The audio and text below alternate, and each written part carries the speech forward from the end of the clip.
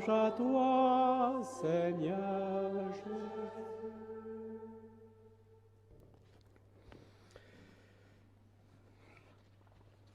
Donc nous célébrons aujourd'hui, nous fêtons aujourd'hui le Bon Pasteur, c'est le dimanche du Bon Pasteur, un dimanche donc comme je le disais au début de cette Eucharistie où nous prions pour les vocations, en particulier pour les vocations sacerdotales.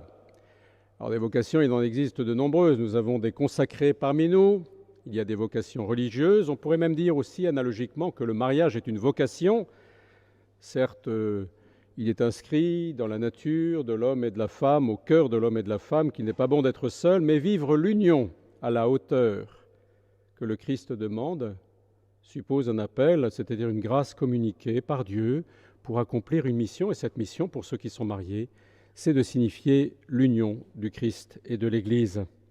Mais aujourd'hui, nous prions pour les vocations sacerdotales. Et l'image qui nous est donnée est celle du bon pasteur. Une image classique en Israël, une image étonnante tout de même. Pourquoi ?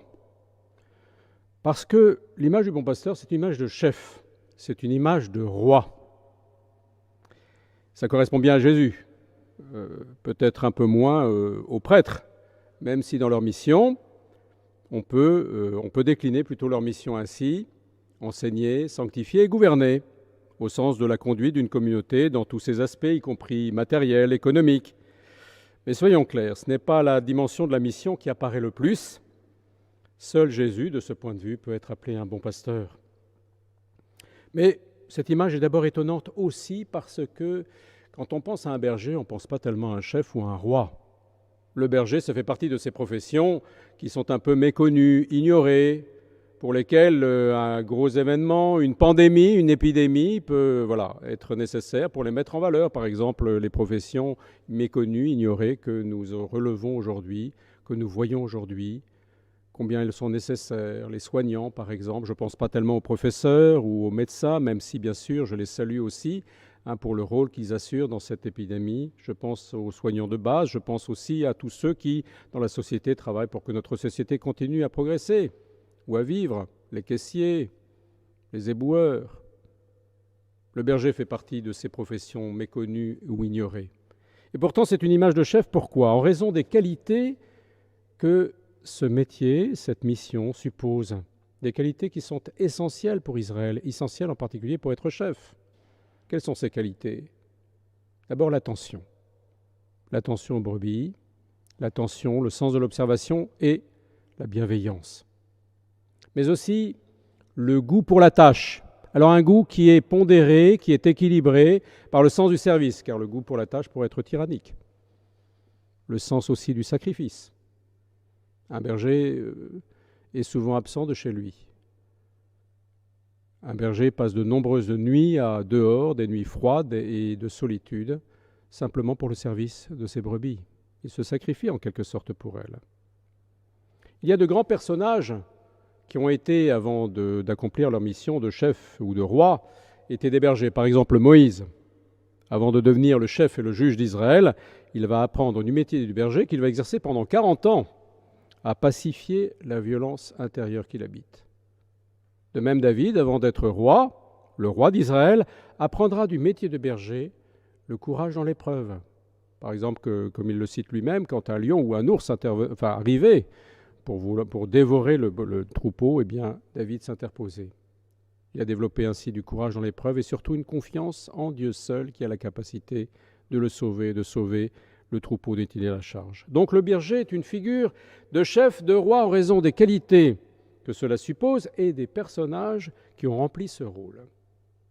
Mais soyons clairs, des personnages qui ont rempli ce rôle, il n'y en a pas beaucoup. Et même Jésus est assez radical. Tous ceux qui m'ont précédé sont des voleurs ou des bandits. Oui, cette image de berger, qui est une image positive de chef, de roi, est devenue avec le temps, avec les prophètes aussi, une image de jugement, d'évaluation du règne. Une évaluation qui s'est souvent révélée négative. De bons bergers, il n'y en a pas. De mauvais bergers, il y en a eu beaucoup. Au point qu'on se demande s'il peut y avoir un bon berger, si la barre n'est pas un peu trop haute, si Dieu n'a pas mis la barre un peu trop haute à un bon berger. Alors quand Jésus se présente et reprend cette image classique en Israël, C'est vrai, il réveille la mémoire, il réveille l'attente qui est dans le cœur d'Israël, il réveille le désir. Et en même temps, il est difficile de voir en lui le bon berger, bien qu'il ait de nombreux partisans, à commencer parce que la déception est dans le cœur de tous les Israélites, même si l'espérance qu'il y ait un jour un berger qui remplisse ce rôle parfaitement puisse advenir. C'est peut-être qu'en réalité, on se trompe de perspective. On imagine un chef comme quelqu'un qui commande, c'est vrai, comme quelqu'un qui est servi. Or, Jésus ne vient pas pour être servi, mais pour servir.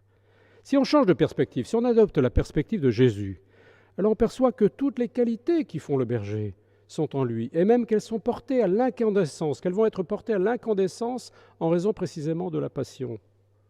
Jésus a une mission qui nous a été rappelée aujourd'hui dans cet évangile. Peut-être que c'est la seule phrase qu'il nous faut retenir. « Je suis venu pour que les brebis aient la vie et qu'elle l'ait en abondance. » Voilà, Jésus a une mission. Cette mission est pour lui de tous les instants. Elle habite son cœur, elle habite son intelligence. Il n'a de cesse que de l'accomplir. Il donnerait sa vie pour l'accomplir, et même il l'a donnée. Et quiconque, pour être de ses brebis, doit accueillir ce mystère, et même d'une certaine manière s'y conformer. C'est la pierre de touche d'une reconnaissance et d'une adhésion. Nous avons tous entendu la parole de Pierre, l'épître de Pierre tout à l'heure, en deuxième lecture. Il nous disait des caractéristiques qui sont celles de Jésus. Il nous invitait aussi à les imiter. Première caractéristique, ne pas commettre le péché, ne pas mentir, mais aussi ne pas insulter, y compris quand on est insulté. Ne pas menacer, même quand on nous fait du mal. S'abandonner à Dieu seul. Qualité de Jésus, qualité de ceux qui sont à Jésus. Pierre de touche pour reconnaître précisément ceux qui sont à Jésus, qu'ils veuillent être de bons pasteurs ou qu'ils soient de ses brebis. Et la résurrection que nous fêtons en ce temps pascal est la victoire de Jésus, nous le savons, qui atteste que vraiment c'est lui le bon pasteur. Nous n'avons pas besoin d'un bon pasteur qui soit mort. Un bon pasteur qui est mort, c'est bien, mais enfin ça ne nous sert pas beaucoup aujourd'hui. Le Christ est ressuscité, il est notre bon pasteur. Autrement dit, qui atteste que sa mission est accomplie dans sa totalité. Le Christ est venu pour que nous ayons la vie, que nous l'ayons en abondance. Cette vie en abondance, elle est disponible, quelles que soient les circonstances dans lesquelles nous pouvons vivre. Oui, nous sommes confinés. Oui, il n'est pas possible de rassembler encore les chrétiens dans l'Église pour qu'ils puissent bénéficier de manière concrète, pratique, de la communion. La communion est exclusivement spirituelle pour la plupart d'entre nous. Et pourtant, dès aujourd'hui, ici et maintenant, dans les circonstances que nous vivons, la vie nous est donnée en plénitude, en abondance par le Christ. Oui, si nous adhérons à cette parole, à cette mission du Christ qui a été parfaitement réalisée, et la résurrection est le signe de la perfection de cette réalisation. La vie en abondance du Christ nous a donné. Alors l'itinéraire de Jésus a profondément transformé l'image de chef. Il est venu, je le disais, pour servir et non pour être servi, pour être servi et donner sa vie en rançon pour la multitude. Et désormais, c'est la pierre de touche pour tous, en particulier pour ceux qui veulent être à ses côtés de bons pasteurs. Il y a dans cet évangile, vous l'avez entendu, une double image, l'image du bon pasteur et l'image de la porte. Et c'est d'ailleurs à propos de la porte que Jésus dit « Moi, je suis la porte ».